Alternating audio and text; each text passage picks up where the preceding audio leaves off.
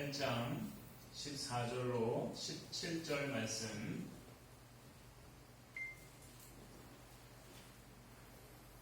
마태복음 8장 14절로 17절 말씀, 우리 한 목소리로 함께 우리 통독하시겠습니다. 14절 말씀부터 시작. 예수께서 베드로의 집에 들어가사 그의 장모가 열병으로 앓아누운 것을 보시고 그의 손을 만지시니 열병이 떠나가고 여인이 일어나서 예수께 수종들더라. 저물매 사람들이 귀신 들린 자를 많이 데리고 예수께 오거늘 예수께서 말씀으로 귀신들을 쫓아내시고 병든 자들을 다 고치시니 이는 선지자 이사야를 통하여 하신 말씀에 우리의 연약한 것을 친히 담당하시고 병을 짊어지셨도다 함을 이루려 하심이더라. 아멘. 지금 가정에서나 또 예배당에 계신 여러분들, 우리 옆에 있는 분들과 함께 인사 나누겠습니다. 인사하실 때 영어를 쓰긴 하지만 단어도 우리가 잘 아는 단어인 줄 압니다. 바른 리액션 합시다 라는 그러한 말로 우리 옆에 있는 사람들과 함께 인사하겠습니다. 시작. 바른 리액션 합시다. 특별히 가정에 계시는 분들도 지금 어떤 모습으로 예배 드리는지 모르지만 지난주에 제가 한 우리 교회 성도님의 전화를 받았습니다. 가정에서 온라인으로 예배 드리다 보니까 한 번은 정말 집에서 이 편안한 자세로 그냥 정말 누워서 이렇게 드리다가 제가 똑바로 앉아서 예배 드리시기 바랍니다. 이 얘기를 듣고 벌떡 일어났다 라는 그런 얘기를 하는데, 혹시라도 지금 이 시간에 우리의 자세는 여러분들 하나님 앞에 우리가 어느 곳에 있든지 가장 경건한 그런 모습으로 이 시간 일어나셔서, 또 혹시라도 세수를 안 하셨다면 지금 세수하실 수는 없지만 여러분들 바른 자세로 앉으셔서 예배를 함께 드리는 그러한 시간 되었으면 좋겠습니다. 오늘 예수님께서 제자인 베드로의 집에 들어가셨습니다. 그곳에서는 베드로의 장모가 심한 열병을 앓고 있었습니다. 다른 오늘 모든 기적에서 성경에서 이야기하는 예수님이 행하신 그러한 다른 기적도 마찬가지이겠지만 당시의 의술로서는 고칠 수 없는 그러한 병이었습니다.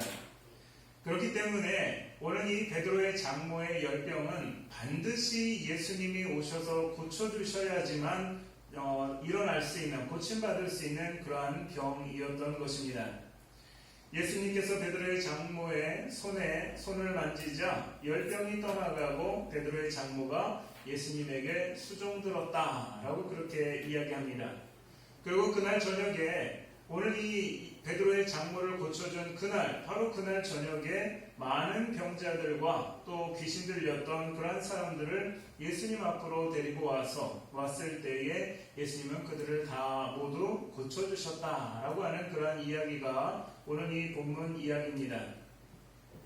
사람들은 흔히 예수님께서 많은 병자들을 고쳐주시고 귀신 들린 사람들을 고쳐주신 것을 보면 그것의 기적 자체, 예수님이 행하신 그 기적 자체를 놀랍게 여기고 신기하게 여기는 것이 사람들의 모습입니다. 여러분들, 우리 가운데도 마찬가지일 수 있습니다. 만약에 예수님께서 어떤 기적을 행하신다라면 그 기적 자체에 우리의 관심을 빼앗겨 버릴 수도 있습니다. 그러나 오늘 성경을 기록한 마태는 예수님께서 행하신 그 기적보다 오늘 그렇게 행하신 일들이 바로 하나님의 말씀의 성취라는 것으로 그는 해석하게 되었다는 것입니다. 이사야서 53장 4절에 이사야 선지자를 통해서 하나님께서 예언하시고 말씀하신 것이 무엇이냐면, 그는 실로 우리의 질고를 지고 우리의 슬픔을 당하셨거늘 우리는 생각하기를 그는 징벌을 받아 하나님께 맞으며 고난을 당한다 하였노라 라고 하신 그 말씀, 이 말씀이 바로 지금 예수님께서 베드로의 장모를 고쳐주시고 많은 병자들을 고쳐주신 그 사건을 통하여서 우리에게 성취되었다라고 그 이야기를 선언해주고 있는 것입니다.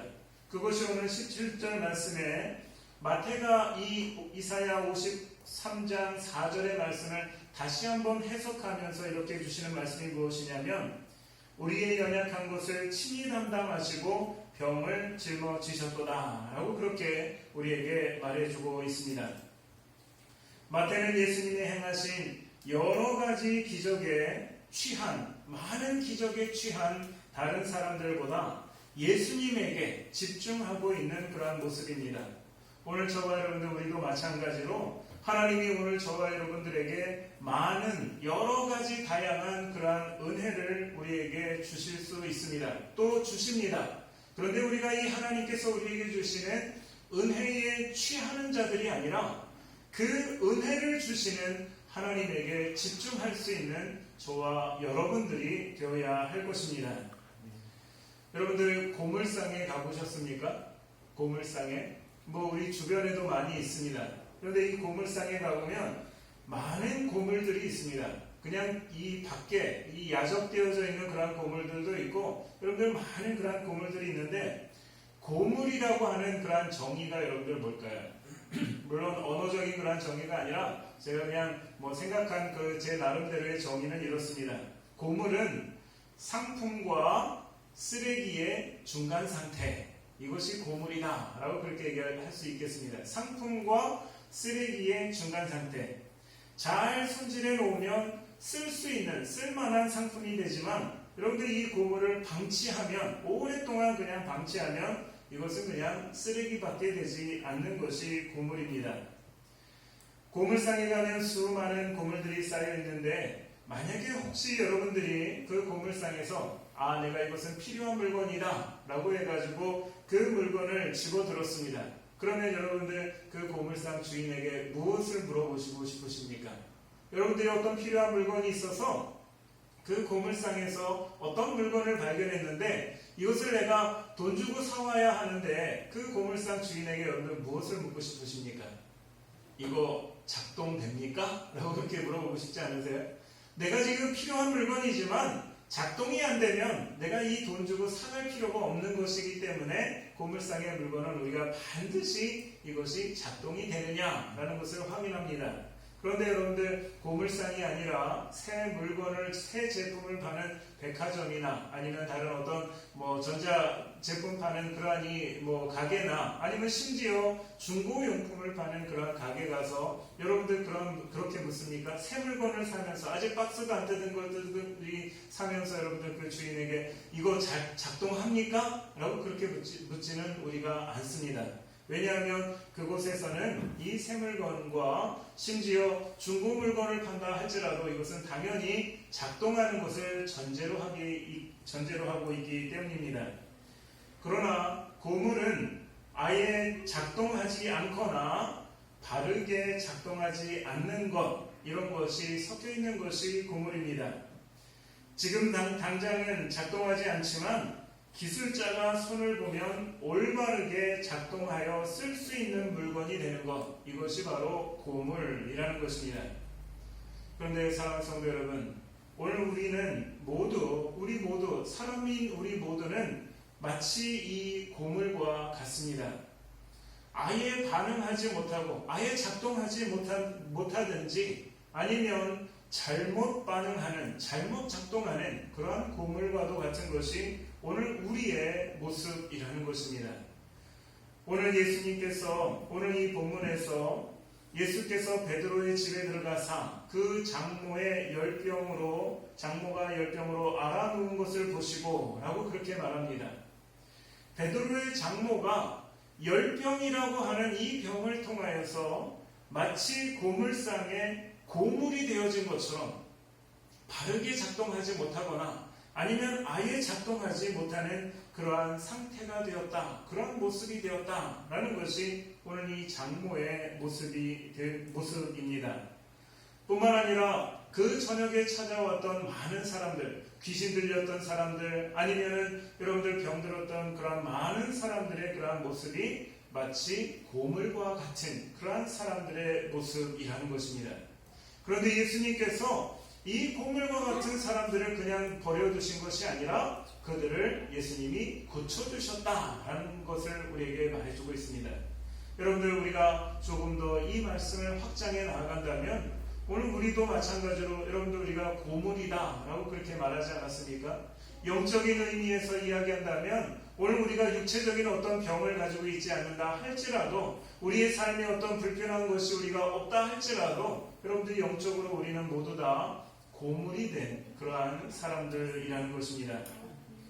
마태는 이것을 가리켜서 우리가 영적으로 또한 우리의 이 삶의 어떤 잘못된 그러한 부분들 이것을 가리켜서 오늘 17절에 뭐라고 얘기하냐면 우리의 연약함이라는 그러한 단어를 사용합니다. 우리는 연약하다. 여러분들 병들어서 아파 있는 이 베드로의 장모뿐만 아니라 오늘 우리의 모든 사람들의 상태는 연약한 존재, 우리는 연약하다. 즉 다시 말하면 고물이 된 그러한 상태다 라고 그렇게 말합니다. 그런데 지난 수요일에 우리가 말씀을 보면서 우리 삶의 우리의 죄악된 모습 가운데 세 번째가 부실하다 라고 그렇게 말씀을 드렸습니다. 우리는 부실한 존재. 여러분들 왜 우리가 부실한 존재냐 라고 그렇게 얘기하면 오늘 이 본문에서는 귀신도 들리고 병도 걸리고 열병으로 알아눕기도 하고 또 여러분들 우리가 때로는 상처를 받기도 하고 또 여러분들 우리가 살아가다가 좌절도 하고 절망도 하고 낙심도 하고 이런 모습을 본다면 여러분들 우리는 분명히 연약한 존재라는 것이 우리에게 주시는 그러한 이 마태가 우리에게 주는 그러한 말씀이라는 것입니다. 귀신 들리고 열병에 걸리는 이러한 모습들은 여러분들 외적으로 드러나는 현상이라면 병들고 아프고 좌절하고 절망하고 상처받는 이러한 모습은 외적으로 드러나는 그러한 현상이라면 우리의 내면의 연약함이 여러분들 이러한 것들의 근본적인 문제라는 것입니다. 여러분들 예를 들어서 어떤 사람이 얼굴에 심한 황달이 생겼습니다. 그러면 여러분들 그 사람을 향해서 무슨 말씀을 여러분들 해주실 수 있을까요? 만약에 이 사람이 얼굴이 정말 누렇게 떠서 그 사람이 자신의 얼굴을 보면서 내 얼굴이 이렇게 누렇게 떴으니까 내가 당장 피부과에 가서 얼굴을 미백해야 되겠다 라고 해서 피부과를 가겠다 라고 얘기한다면 여러분들 그 사람에게 뭐라고 말씀하시겠습니까? 여러분들 왜 얼굴에 황달이 껴서 누렇게 됩니까? 우리가 대부분 다 아시겠지만 그것은 간이 안 좋기 때문에 황달이 생깁니다. 분명히 간이라고 하는 내적인 그러한 원인이 있어서 얼굴에 노랗게 뜨는 그러한 이 황달이 들었는데 그 사람이 내 얼굴이 누래졌으니 내가 피부과에 가서 미백 치료를 하겠다라고 한다면 당연히 우리는 그 사람을 말리게 될 것입니다. 겉으로 드러나는 것은 누렇게 뜬 황달이지만 그 속에서 내면의 문제, 간이 아파하고 있는 그것을 우리가 안다라면 피부과가 아니라 내과를 가십시오 라고 그렇게 이야기하는 것처럼 오늘 저와 여러분들 우리도 마찬가지입니다. 우리의 삶에 드러나는 여러분들 귀신 들리고 열병에 걸리고 또 아니면 상처받고 좌절하는 그러한 외적인 문제가 우리 삶에 드러난다 할지라도 여러분들 우리는 그것은 외적인 현상일 뿐이고 오늘 저와 여러분들 우리의 내면의 연약함을 우리는 그것을 해결해야 하는 그러한 모습이라는 것입니다. 만약에 우리가 우리의 겉으로 드러나는 그러한 이 삶의 문제, 그래서 만약에 귀신 들렸다고 해서 오늘 우리가 누군가 귀신 들렸다고 해서 귀신을 잘 쫓는다는 무당을 찾아간다면 이것은 마치 얼굴에 황달이 생긴 사람이 피부과에 가서 얼굴 미백을 하겠다라는 것과 같은 그러한 말인 것입니다. 참으로 우리가 극복해야 할 것은 드러나는 현상인 귀신 들림, 온갖 질병이 아니라 모든 사람이 가지고 있는 연약함의 근본적인 문제, 바로 죄의 문제를 해결해야 하는 것입니다. 하나님께서 아담을 창조하셨을 때에 여러분들 아담은 어떤 모습이었을까요? 아무것도 모르니 여러분들 태어나자마자 어린 아이들이 여러분들 얼마나 순진무구하고 말도 제대로 못하고 무엇을 깨닫는 것도 잘 못하니까 마치 하나님이 아담을 창조하셨을 때 그 아담의 모습이 마치 갓난아이와 같을 거라라고 그렇게 생각하시는 분들이 있습니다. 그러나 성경에 보면 전혀 그렇지 않습니다. 성경에 아담이 모든 가축과 공중의 새와 들의 모든 짐승에게 이름을 주니라 라고 그렇게 말합니다. 여러분들 이것은 아담에게 놀라운 지혜가 있었다라는 것을 우리에게 말해주고 있습니다. 만약 여러분들 지금 우리가 한번 상상해 보십시오. 독수리를 우리가 아는 그 독수리를 우리가 참새라고 부른다면 우리가 독수리를 참새라고 부르고 참새를 우리가 호랑이라고 부르고 호랑이는 우리가 토끼다라고 그렇게 만약에 부른다라면 여러분들 이것이 어울리십니까? 독수리를 참새라 부르고 참새를 호랑이라 부르고 호랑이를 토끼다라고 지금 우리가 부른다면 그 이름들이 여러분들 그 짐승들에게 잘 어울립니까? 그렇지 않습니다. 그러나 하나님께서 이 아담을 모든 짐승들을 그 앞에 불러놓으시고 이 아담이 그 짐승들에게 이름을 지어주는데 그냥 생각나는 대로 지어준 것이 아니라 그 짐승의 크기, 모양, 성격, 그 짐승의 어떤 특성을 잘 살펴서 그 짐승의 이름을 붙여준 것이 독수리는 독수리, 참새는 참새, 호랑이는 호랑이, 토끼는 토끼라고 그렇게 이름을 지어준 것입니다. 여러분들 이 이름, 짐승들의 이 이름을 누가 지어줬습니까? 하나님이 지어주시지 않으셨습니다. 아담을 통해서 그것을 짓게 하셨습니다. 이 이야기는 아담이 죄가 있기 전에 그 모습은 여러분들 정말 지혜롭고 능력이 있는 그러한 사람이었습니다. 그런데 문제는 무엇입니까? 아담이 이만큼 지혜롭고 능력 있는 사람이었지만 아담에게 죄가 들어가니까 아담은 여러분들 그 이전에 가졌던 지혜와 능력이 다 사라져버리고 그는 무화과 나뭇잎으로 자신의 부끄러움을 가려야 하는 그러한 연약한 인간으로 전락했다는 것입니다. 오늘 우리의 모습, 오늘 저와 여러분들 우리 육체를 가지고 있는 우리의 모습과 똑같은 그러한 모습으로 아담이 전락되었다라는 것입니다. 원래는 능력이 있고 지혜로운 사람이었지만 죄를 접촉하고 나서 죄를 범하고 나서 연약하고 평범한 우리의 모습이 되었다는 것입니다. 여러분들 영화 슈퍼맨을 보셨습니까? 아마 대부분 다 보셨을 텐데 그 영화 슈퍼맨은 이름 그대로 슈퍼맨입니다. 하늘을 날아다니고 힘이 세고 정의롭습니다. 그런데 오늘날 이 슈퍼맨이 외계에서 날아온 새로운 물질인 크립토나이트라는 그러한 이 물질을 접촉합니다. 전혀 생각하지 못했죠.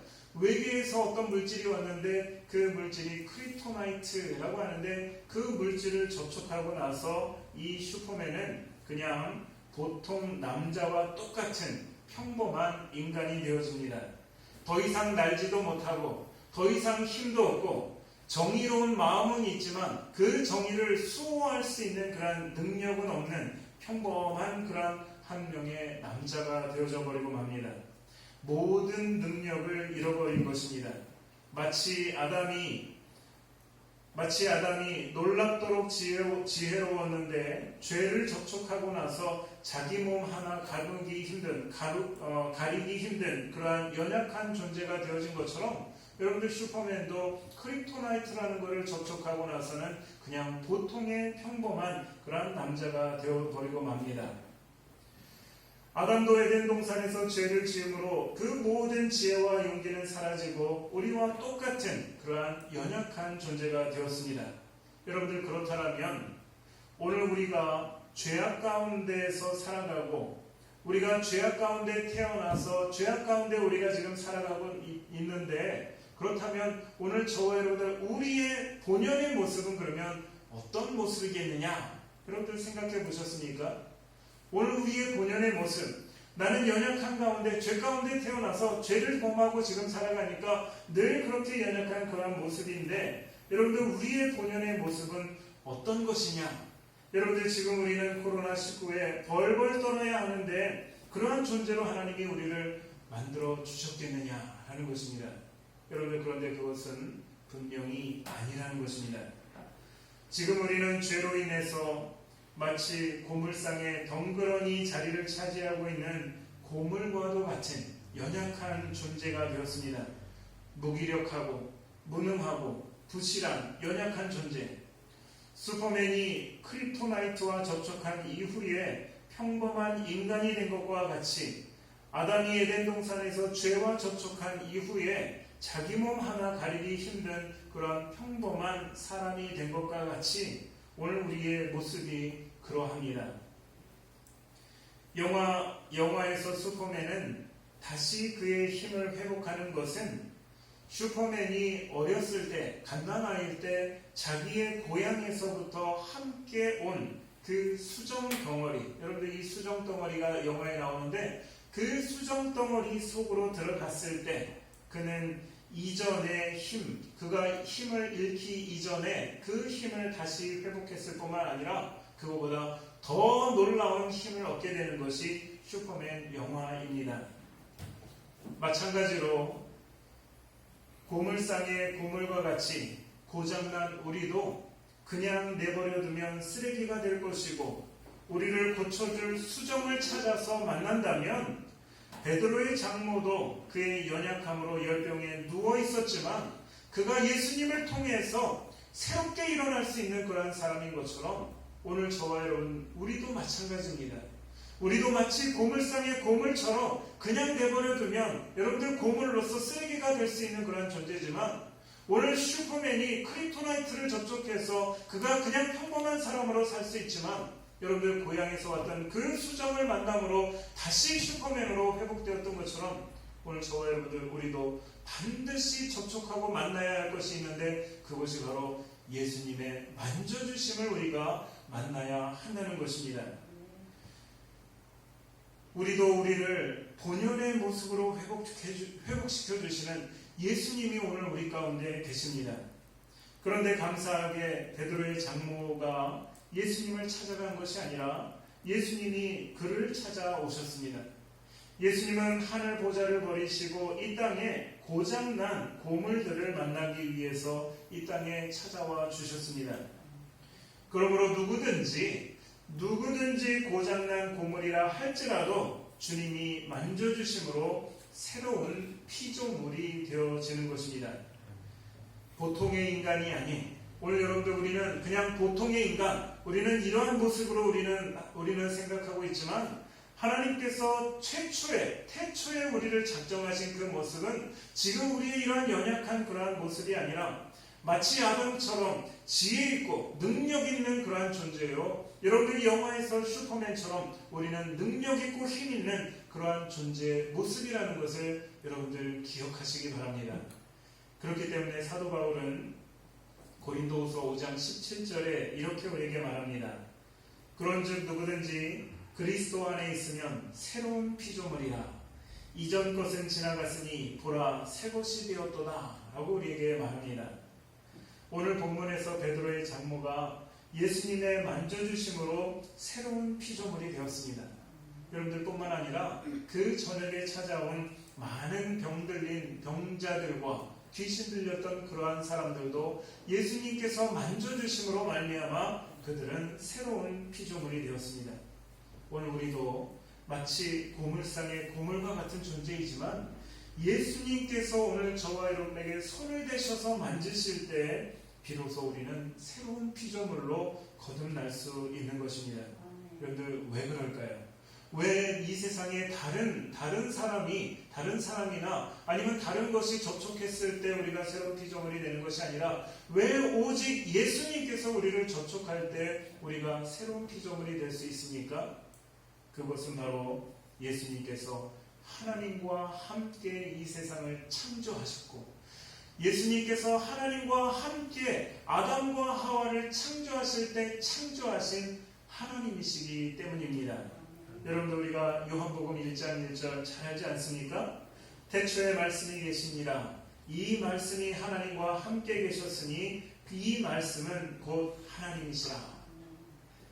세상을 창조하신 그 하나님께서 여러분들 세상을 창조하신 하나님이 손을 대시면 여러분들 그것이 회복되어지는 것입니다. 저희가 인도에 있을 때 제가 아는 분이 그 당시에 여러분들 지금은 휴대폰이 더 좋은 휴대폰들이 많이 나와 있지만 그 당시 제가 인도에 있을 때 가장 최신형의 휴대폰은 갤럭시 S7이었습니다. 이 갤럭시 S7이 딱 나와서 사람들이 이것을 막 사고 몇 명 가지고 있어서 부러워하는 그런 상황인데 어떤 사람이 갤럭시 S7을 가지고 사서 며칠 쓰다가 보니까 고장이 났습니다. 고장이 났어요. 그럼 여러분들 어떻게 해야 됩니까? 당연히 여러분들 이 인도에도 삼성 대리점이 있으니까 가서 수리를 맡겼더니 인도에서 오는 대답이 무엇이냐면 우리는 이거 못 고칩니다. 우리는 못 고치니까 고치려는 방법은 한국에 이것을 보냈다가 한국에서 다시 고치고 나서 받아오는 그 방법밖에 없습니다. 그래서 얼마 걸립니까? 라고 했더니 짧으면 3개월, 길면 6개월 이렇게 걸린다고 합니다. 여러분들 휴대폰 매일 쓰는 건데 짧으면 3개월 동안 못 쓰고 길면 6개월 동안 못 쓴다 라고 얘기하니 얼마나 여러분들 이 사람이 답답합니까? 근데 마침 제가 나가던 그 교회 한인교회 그곳에 한 분이 이 삼성전자에 다니시는 분이 계셨는데 그 사람이 또 마침 그 핸드폰을 만들었던 물론 전부를 만든 것이 아니라 그 핸드폰의 어떤 이 중요한 부분을 만들었던 그런 사람입니다. 그런데 그 사람이 한번 봅시다 라고 해서 그거를 그 사람이 주일날 가지고 가서 월요일날 그 사람에게 전화를 합니다. 고쳤습니다 라고 말합니다. 여러분 어떻게 고쳤을까요? 물론 그 안에 고장난 부품이 있어서 그것을 갈았겠지만 다른 사람들은 여러분들 이것을 3개월, 6개월 동안 만져야지 겨우 고칠 수 있는 거지만 그 사람은 이 갤럭시 S7을 제작한 사람이었기 때문에 그 사람의 손에 되었을 때 불과 몇 시간 만에 고침받을 수 있었던 전화기였다는 것입니다. 그러면 마찬가지로 우리가 고물로서 고장난 우리의 인생이지만 이 세상의 그 어떤 것으로도 여러분들 저와 우리를 고칠 수 있는 사람은 아무도 없습니다. 그러나 우리를 만드신 하나님, 우리를 창조하신 하나님, 그 예수님께서 저와 여러분들에게 손을 대실 때에 오늘 이 베드로의 장모가 그 열병이 떠나고 예수님에게 수종 들었던 것처럼 오늘 우리는 그러한 모습으로 고침 받는다는 것입니다. 예수님께서 그의 손을 만지시니 열병이 떠나가고 여인이 일어나서 예수께 수종들더라. 여러분들 참으로 놀라운 그런 일 아니겠습니까? 지금까지 열병으로 생사의 고비를 넘기던 베드로의 장모가 바로 일어나서 예수님에게 수종들었다라고 그렇게 말합니다. 여러분들 수종들었다 이 말이 무슨 말이겠습니까? 여러분들 집안에 예수님이라고 하는 손님이 왔으니 이 지금 앓고 있었던 그 사람이 이제 그 병이 회복돼서 다같이 나가서 예수님을 위해서 음식을 준비하고 다과를 준비했다. 여러분들 이런 말로 여러분들 여겨지십니까? 물론 그럴 수도 있습니다. 아마 집안에 귀한 손님이 왔으니까 예수님이 오셨으니까 음식을 준비하고 다과를 준비하는 그런 모습으로 수종들었다라고 그렇게 이야기할 수는 있지만 여러분들 이것이 전부가 아니라는 것입니다. 왜냐하면 수종들었다라고 하는 이 헬라어 단어 디아코네오라고 하는 것은 디아코니아라고 하는 단어에서 파생된 단어입니다. 그런데 이 디아코니아라고 하는 그 뜻은 직무, 천직으로서의 직업 이러한 것들을 가리키는 단어가 디아코니아입니다. 그렇기 때문에 이 말은 단지 내가 먹고 사는 문제, 생업을 위해서 하는 그러한 직업과 구별된 단어, 그런 그 단어가 바로 디아코니아라고 하는 그러한 단어입니다. 하나님께서 우리 각자에게 주신 직무, 천직, 이것을 우리가 다른 말로 말하면 사명이라는 것이 우리에게 있습니다. 그런데 그 뜻이 오늘 이 베드로의 장모가 일어나서 수종들더라 라고 하는 그 단어의 뜻인 것을 말해주고 있습니다. 그러므로 베드로의 장모가 일어나서 예수께 수종들었다는 말씀은 하나님께서 태초에 베드로의 장모를 이 땅에 보내신 사명, 그 사명을 감당하는 자가 되었다라고 하는 단어가 수종들더라라고 하는 그러한 의미인 것입니다. 아마도 이 베드로의 장모는 분명히 그 이전에도 예수님께서 그 집에 방문하시면, 손님으로 방문하시면 음식을 준비하고 다과를 준비하는 그러한 사람이었을 것입니다. 예수님이 그를 만지시고 난 이후에 그녀는 똑같이 예수님을 손님 대접하면서 음식을 준비하고 다과를 준비하는 그러한 일을 한다 할지라도 그의 이전의 모습은, 지금의 모습은 이전과 전혀 다른 새로운 피조물이 되어진 것입니다. 예수님께서 우리를 만져주심에 가장 큰 변화, 여러분들 예수님이 저와 여러분들에게 손대셔서 만져주심의 가장 큰 변화는 하나님이 태초에 작정하시고 주신 사명을 행하는 자가 되어지는 것입니다. 여러분들 우리가 그냥 예수님을 만났다, 하나님을 만났다라고 이야기할 때 우리에게 있어서 가장 큰 변화는 무엇이냐면, 내가 무엇을 행하고 내가 어떤 일을 행하는 것이 중요한 것이 아니라 하나님이 우리에게 처음으로 작정하셨던, 태초에 작정하셨던 그 사명을 감당하는 것이 예수님이 우리를 만지셨다라고 하는 그러한 사람의 그러한 모습이라는 것입니다. 여러분들 알라딘 영화 보셨습니까? 이 알라딘이 요술 램프의 요정 지니를 만납니다. 그런데 이 지니를 만나서 알리바바 왕자가 됩니다.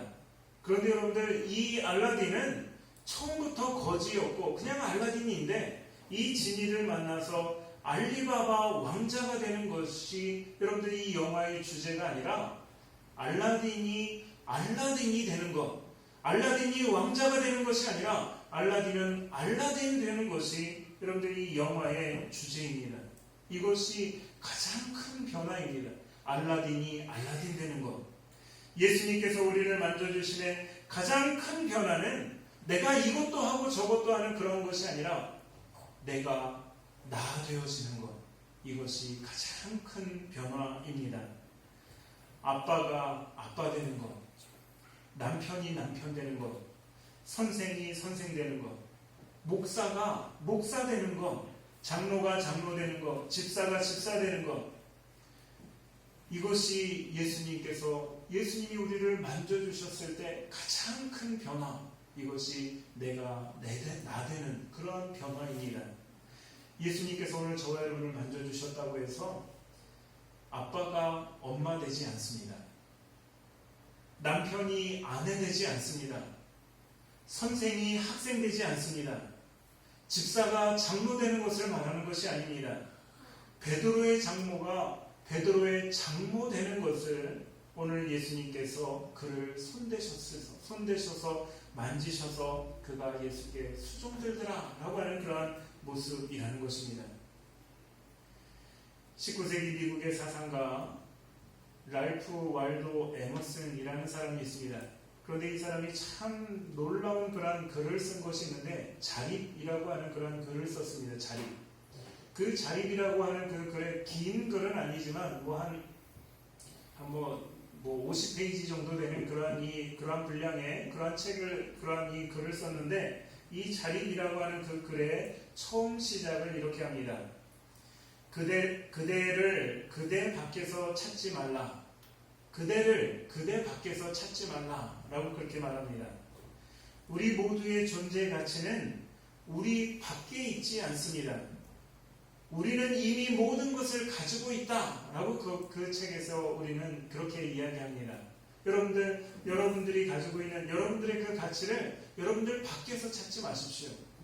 내가 무엇을 더 내가 붙여야지만, 내가 무엇을 더 얻어야지만 내가 온전히 자립할 수 있는 그런 존재가 아니라, 이미 하나님께서는 우리를 창조하실 그때부터 오늘 우리에게 모든 것을 허락해 주신 그러한 하나님이라는 것입니다. 그런데 중요한 것은 무엇입니까? 우리가 죄와 접촉하고 나서 죄 때문에, 우리 안에 있는 그 죄 때문에 오늘 우리는 고장난 고물이 된 그런 상태라는 것입니다.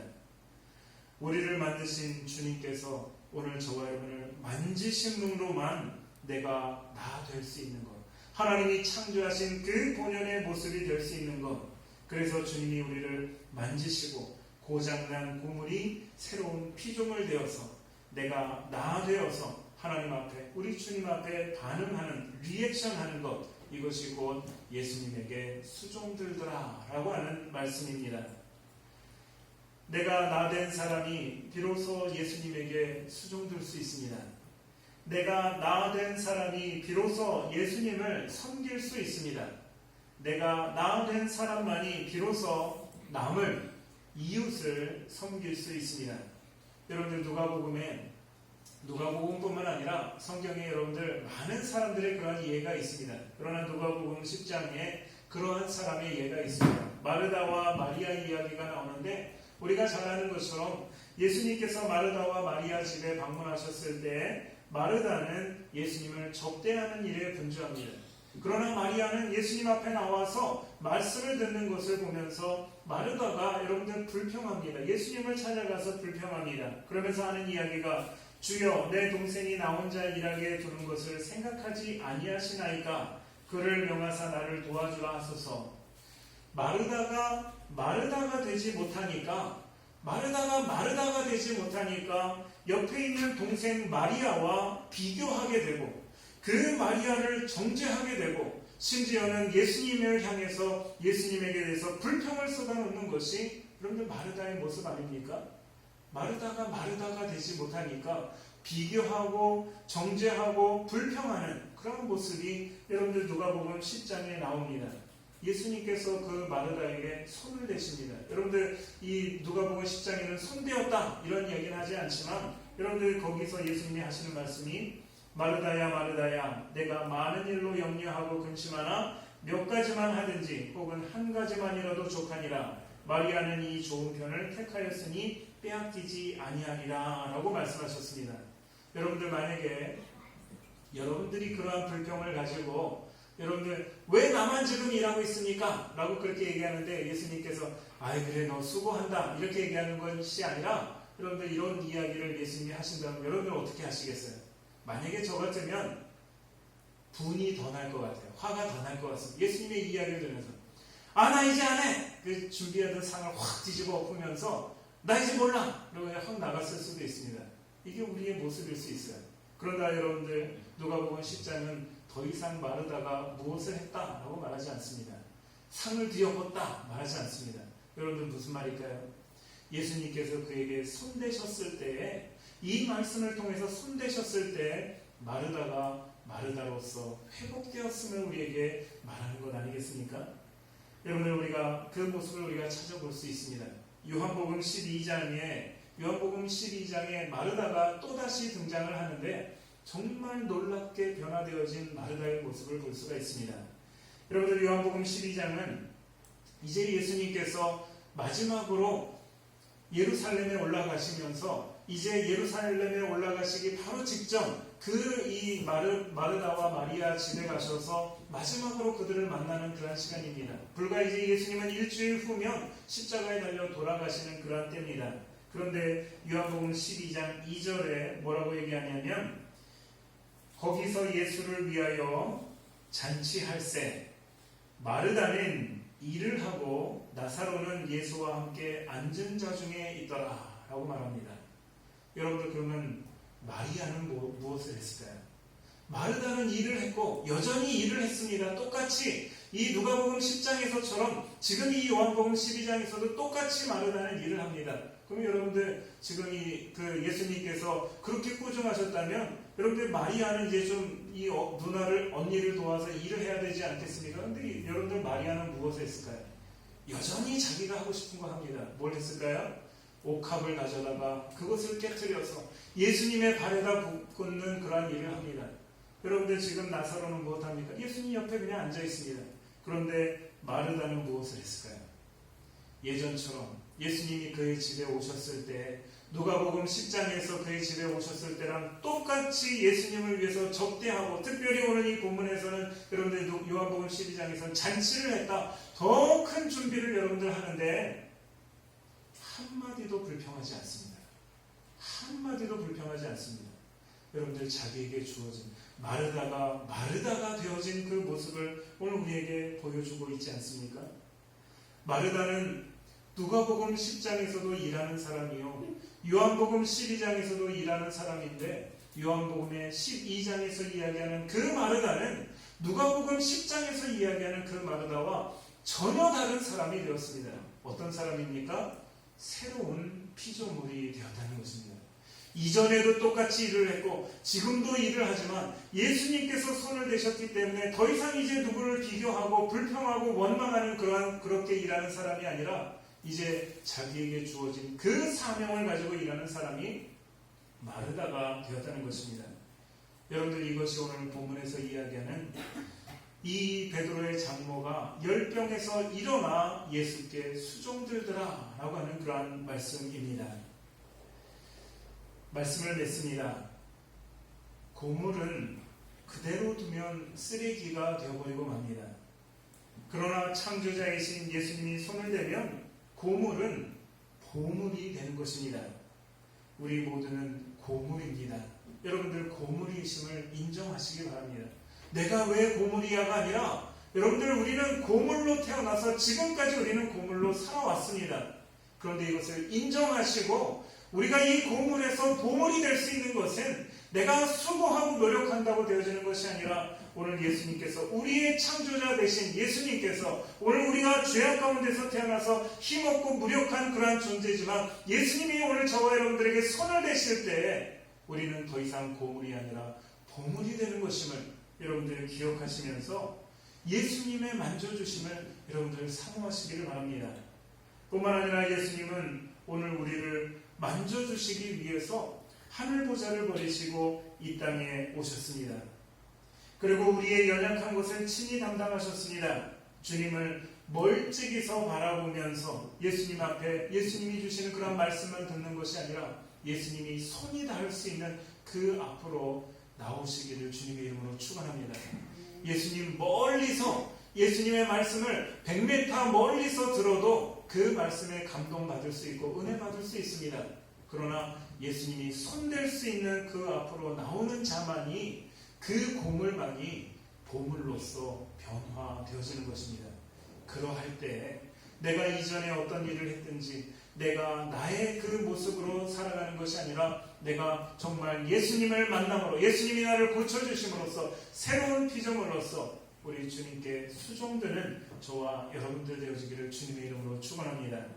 우리 예수님은 오셔서 만져주심으로 우리에게 액션을 취하셨다면 이제는 변화되어서 예수님을 수종드는 것, 이것이 바로 우리의, 저와 여러분들, 우리의 리액션 되어지기를 주님의 이름으로 축원합니다. 기도하시겠습니다.